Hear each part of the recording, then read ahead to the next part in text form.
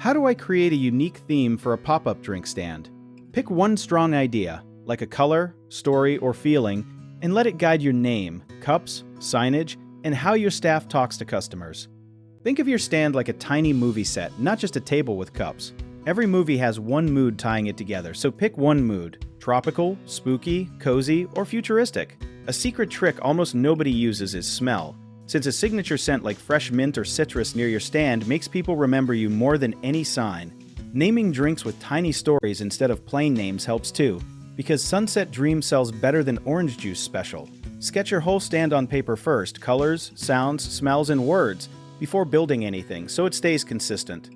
One common mistake is mixing too many themes together, which confuses customers, so pick one idea and stick with it all season. People also forget theme includes sound, not just looks, so if your stand looks tropical but staff sound bored, give them a few fun phrases matching the theme.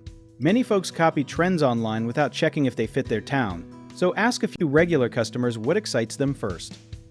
If you enjoyed this, check out our online directories in the description below.